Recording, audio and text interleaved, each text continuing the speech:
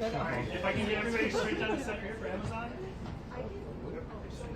Yeah, cool. Alright, I think I see everybody. Good. Everybody right here in this. Okay, Amazon here. What do we see in this one? What will we see in this one? Heightened, isn't it? It's stylized. It's like there's a certain kind of like we're gonna have fun, carefree attitude. Guy often gives you the note, don't play earnest, and as an actor, you're like naturally you kind of want to play earnest. But there's something so distinctive about his style of especially how the show starts off, and we do go to darker places, but there's just an element of fun. I know it's a simple word, but it's a word I keep going back to because Guy and his team, they just enjoy themselves when they're working, and that trickles down. And yeah, I think other than the heightened, stylized nature of it, and that there's bits of action, quippy one-liners that hopefully aren't are delivered to justification to the writing. There's all of that, but yeah, man, there's a lot of fun that we had filming it, and I really do think it translates on screen. Here we go. Straight ahead. Stepping out. Just one more right here, guys. Another. And straight ahead, right in the middle. All right, Tell me about that. I did, for part of my prep, go to the museum on Baker Street. I recommend anyone who's got the time to go down. It's great fun. They did have a wall with a bunch of pictures of people who have previously played Sherlock, and I was enjoying slyly standing there thinking to myself, I think I'm going to be up there soon. But yeah, I'd recommend it. It's good fun. And one more for me. And guys, hold it right here. Thank you. Hold that. Any second. Two be together right here.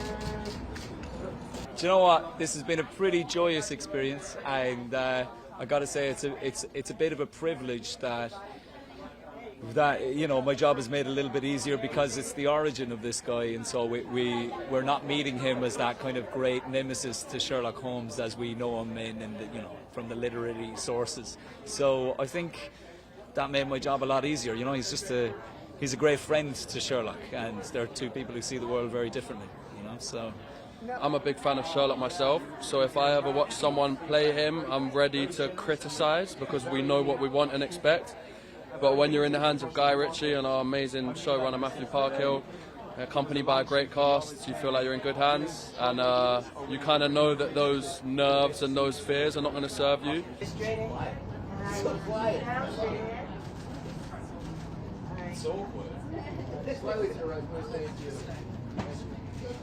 We see it in my stunts, in my fightings, because I was amazed by his stunt team, their coordinators, the stunt choreographs.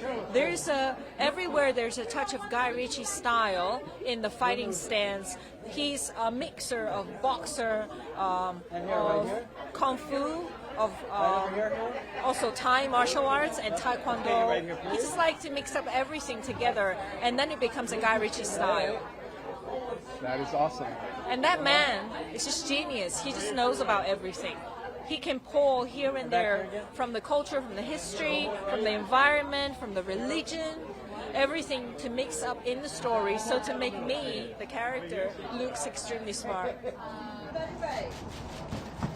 In the basement. Friends, could we ask you to take 2 steps over for the rest of us? Thank you so much. If you want to come in. Very much. If you want to come over. There you are. And That's Natasha, better. Okay, and all together right here, if you don't mind. I hadn't been an avid Sherlock follower before this, so I obviously, you know, he's part of the British literary canon and he's incredibly famous, and we all grew up with Sherlock being in our vernacular. But I hadn't been a devotee of Sherlock or watched a ton of shows, so I came to it in this quite sort of virgin territory, which was again really nice because I didn't feel too daunted by the prospects. Well, I grew up reading Sherlock Holmes as a kid, like a lot of British kids, and then when I got the opportunity to get involved in this, I'd always wondered, what he was like when he was younger. There's a wonderful line in The Adventures of Sherlock Holmes where he tells Watson about how he would have made a good criminal. And I always thought, what's that about? And how come he understands the criminal mind so well? And I thought, well, you know, did he get into trouble as a kid? Was he a bit of a live wire? And that sort of got me thinking. And so what I sort of said to myself was, you know, the first Sherlock Holmes is a study in Scarlet.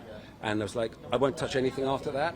But before that is a blank page. So before that, I get a chance to explore what made Sherlock Holmes Sherlock Holmes. Close your eyes and then open them with your head, right? Doesn't really work. I'm going to tell my dad that next time.